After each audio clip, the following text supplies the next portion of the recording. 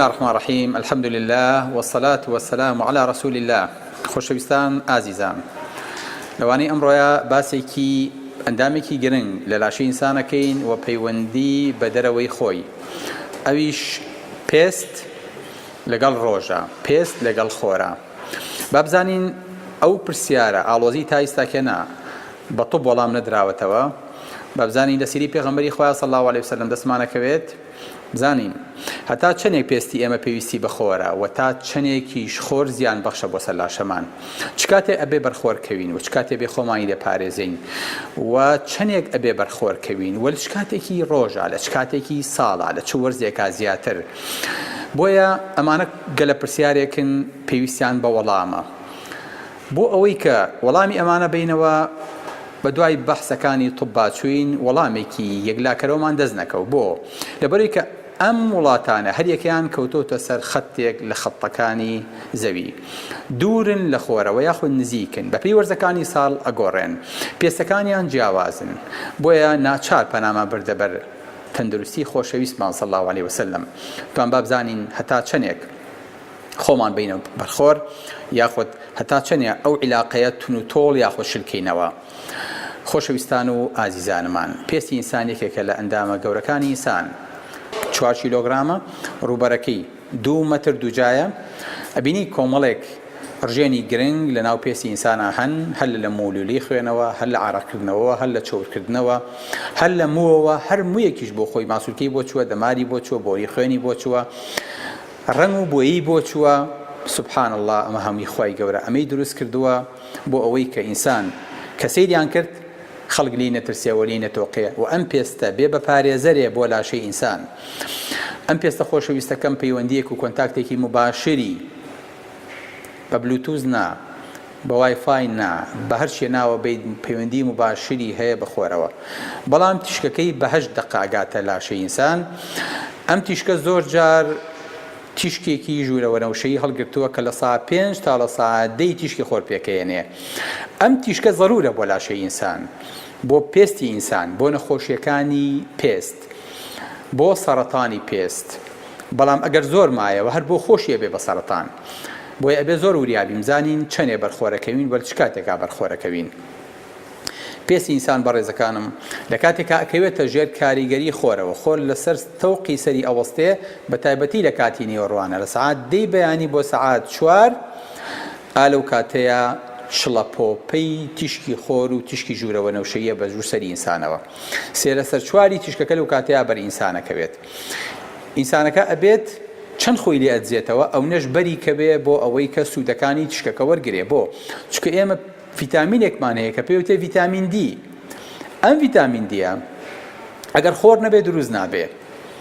بۆیە بینی ئەگەر تووشی نەقسی ڤیتامین دی بووین، دکتۆرەکان بەناچاری حەبمان بۆ ئەنووسن، حەبەکەش هیچ کاتێک قەرەبووی تیشکی خۆرمان بۆ ناکاتەوە.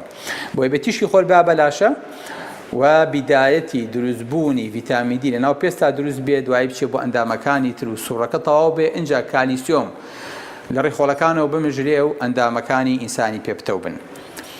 هەر کاتی ئەمەمان کرد پێمان وتە ئینسانێکی تەندروست. چ کاتێک ئەبێ بەرخۆرکەوین؟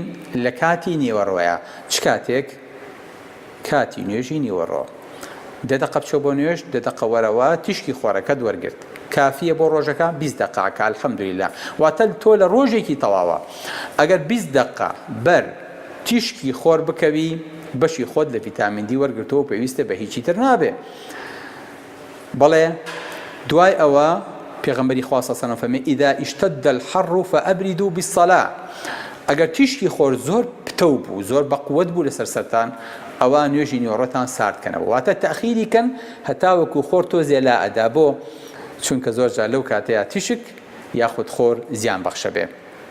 بۆیە دینەکەمان وامان فێرەکە، پێغەمبەری خوا صلی الله علیه و سلم وامان فێرەکە کە تیشکی خۆر ئەبێ بەری کەویت. لا تنفروا في الحر قل نار جهنم أشد حرا. منافقان بە پێغەمبەری خۆیانەوت لە کاتی گەرمای زۆران مەچنە دەرەوە، جیهاد مەکەن، بۆ چونکە ئینسان کە ماوەیەکی زۆر بەژێر تیشکی خۆرا تێپەڕی، ماوەی 6 سعات بۆ 12 سعات وای لێکا پێستی ڕەش بێ. ئەم پێز ڕەشبوونەوە ئەکات ئینسان پارێزگاری لە لاشەی بکە لە تیشکی ژوورەوە نەوشەوی لە تیشکی خۆر. واتە هەر کاتێ پێستی ئینسان بەرەو ڕەشی چوو کە ماوەیەک فەلاحەتی کرد یاخود ماوەیەک بەڕێبواری لەژێر تیشکی خۆرە یاخود کار و ئیشەکەی وابوو لەژێر تیشکی خۆرە مایەوە ئەبینی پێستی ڕەشە بێ. کوردی خۆشمان ئەڵێن ڕەشەمێ. کاتێک کە خۆر دەرەکەوێت ئافەتی خۆمان ئەچێ بۆ دەرەوە بۆ ئیشی زەرعات و بۆ کاروباری لادێ تیشکی خۆری بەرەکەوێ ڕەش ئەبێ. بۆیە ناویان ناوە ئەو مانگە بە مانگی چی؟ مانگی ڕەشەمێ. بۆچکە مێ زۆر حەریسە لەسەر پێستەکەی، زۆر بەتەنگ پێستەکەیەوەیەتی، زۆر بەتەنگ میکیاجەوەیەتی. هەر کاتی ڕەشە بێ زۆر پێوەی دیارە بێ وەکو پیاو نییە، پیاو زۆر جوێنایەتێ. ئەم پێستەکە ڕەش بوو ئەبێتە هۆی پارێزگاری لاشە لە نەخۆشی سەرەتان. 2 قات بۆ 4 قات مقاومەی پێ زیادەکە بۆ ئەوەی کە تووشی نەخۆشی نەبێ. بەڵێ خۆشەویستەکانم بۆیە ئینسان زەرورە هەر کاتێک چوە بەر ئەم تیشکی خۆرە چی بکە؟ مادەیەکی دژەخۆر لە خۆی با بۆ ئەوەی کە تیشکی خۆر زەرەری پێ نەگەیەنێ. مادەی دژەخۆر ماوەسە مادەی دژەخۆر ئێستا هەیە خۆ کاتە نەبووە. بەڵێ بەڕێزەکانم پێغەمبەری خوا صلی الله علیه و سلم فەرمێ كلوا الزيتون وادهنوا به فإنها من شجرة مباركة. فەرمێ زەیتی زەیتون بخۆن یاخود زەیتون بخۆن و زەیتەکەشی بەن لە خۆتان چونکە دارێکی پیرۆزە. سبحان الله. جەنابتان ئەزانن ئیستاکەنە لە یابان زەیتونیان هەیە کە دژەخۆری لێ دروست دەکرێ. ئێوە ئەزانن جەنابتان کە زەیتی زەیتون لە خۆ تێدەی تیشکی ژوورەوە نەوشەی عەکسەکاتەوە نایە لەبەر لاشەکەوێ. ئێوە جەنابتان ئەزانن زەیتی زەیتون مادەیەکی تایە کە پێوتە ئەنتی ئۆکسیدانت کە دژە سەرەتانە. ئێوە جەنابتان ئەزانن کە بەکارهێنانی زەیت و زەیتون هەم بۆ خواردنەوە و هەم بۆ پێست کە ئینسانی پێ چەور کرێ وا لێیەکە پێستێکی نەرم، پێستێکی جوان، پێستێک کە تیشکی خۆر زەرەری پێنەگەێنێ بەڵکو بەس ئیستیفادەکانی بەڕێکە واتە وەکو فلتەرێکی جوایە بۆ تیشکی خۆر. لێتان ناشارمەوە لە معرزێ لە معرزەکانە سوبحان الله شەریکەیەکی بەریتانیم دۆزیەوە زۆر حەزم لێی کرد. ئەزان مادەکانی چی بوو؟ سابوون بوو، شامپۆ بوو، کرێم بوو، دژەخۆر بوو، ڤیتامیناتی پێز بوو. ئەزان لە چی دروستیە کرد؟ هەموو سەرچاوەکەی تێکڕا ئۆلیڤ بوو، هەر هەمووی زەیتون بوو، هیچی تر. یەک شەریکی تەواو بەس زەیتونی، بەس لە زەیتون بەرهەمەکانی دروستە کرد. بۆ یاگاتان لێ بێ زەیتی زەیتون بەڕێزەکانم بۆ پێستی ئینسان گەورەترین و چاکترین دژەخۆرە کە ئینسان هەتا ئیساکەنە ناسی بێتی و پێغەمبەری خوا صلی الله علیه و سلم ئەمری بە سەحابەکان کردووە، ئەمری بە ئومەتەکەی کردووە کە ئەم تیشکە بەکاربێنن بۆ چونکە لە دارێکی مبارەکە. ئەبینیت پێغەمبەری خوا صلی الله علیه و سلم پێستی جوان بووە و پێستی سپی بووە. پێغەمبەری خوا صلی الله علیه و سلم پێستی بەرەو سوور و سپی چووە بۆ بەڵگەی کە کابرای عرابی ئەچێ پرسیار لەباری محەممەدەوە کاڵێ کامەتان محەممەدە؟ سەحابەکانە فەرموون ئەو پیاوە سپی کە لەوانەیە شانی داداوە پاڵ کەوتووە. اینجا سەحابەکە زانی ئەو پیاوە سپیە پێغەمبەری خوایە. بەڵام دوایی کە سەحابەکان وەسفی پێغەمبەری خواکەن صلی الله علیه و سلم ئەفەرمون پێغەمبەری خوا دەموچاوی ئەسمەر ببوو. بۆ چونکە لە ژێر تیشکی خۆرا زۆر مابەوە، لە جیهادا زۆر مابەوە، لە سەفەرا زۆر مابەوە. بۆیە تیشکی خۆرەکە پێستی پێغەمبەری خوای صلی الله علیه و سلم زیاتر بەلای ئەسمەریە یاخود بەلای ڕەشیە بردبوو. چونکە ئەگەر بەسپێتی بمایەوە تیشکی خۆرەکە زووتر زاڵە بوو و لەوانەیە زەرەرێکی بە پێستی خۆشەویستمان بگەیانە صلی الله علیه و سلم. بەڵێ کاتێ سەفێر بووین بەلامانەوە قورسیش نەما چ کاتێ بەر تیشکی خۆرەکەوین و چ کاتێک تیشکی خۆر سوود بەخشە و چ کاتێ زیان بەخشە.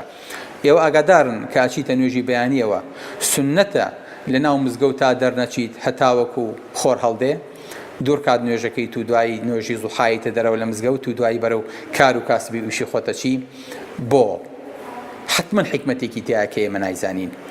جەنابتان ئەزانن کە پێغەمبەری خوا صلی الله علیه و سلم ئەمری بە سەحابەکان کردووە لە کاتی خۆرگیرانە پێی نەوتون کە سەیری خۆر نەکا. ئەزانین چی پێفەرموون؟ لە حەدیثەکەی ئەبوو موسای ئەشعەریە کە ئیجێڕێتەوە فەرمێ کە کاتێ خۆرگیرە پێغەمبەری خوا سەحابەکانی کۆ کردەوە سەلات و جامیعە چوین درێژترین نوێژمان کرد لە مزگەوتە حتا وەکو خۆر دەرکەوتەوە جارێکی تر واتە پێغەمبەری خوا صلی الله علیه و سلم دەرفەتی هیچ لە سەحابەکانی نەیاوە لە کاتی دەرکەوتنەوەی تیشکی خۆرە کە گەورەترین زیان و تیشکی وەنەوشەیی بە دوای خۆیان ئەهێنێ و لەوانەیە چاوچوێرکە پێغەمبەری خوا بە مانایەکی ترە فەرمێ خەریکی عیبادەت بن لەو کاتەیە بەر تیشکی خۆر نەکەون و سەیری خۆر نەکەن مباشەرەتەن مەرج نییە حکمەتەکانی پێغەمبەری خوا صلی الله علیه و سلم مباشەرەتەن لە تەندروستیەوە سەرچاوە بگرێ زۆر جار عیبادەتەکە وای لێ کردوون کە پارێزراو بن و پارێزراوتر بن و لاشەیان تەندروست بێ پێغەمبەری خوا صلی الله علیه و سلم خۆشەویستمان بۆ خۆی پێشەنگ بیان بووە لە تەندروستیە. سلام علیکم و رحمة الله وبركاته.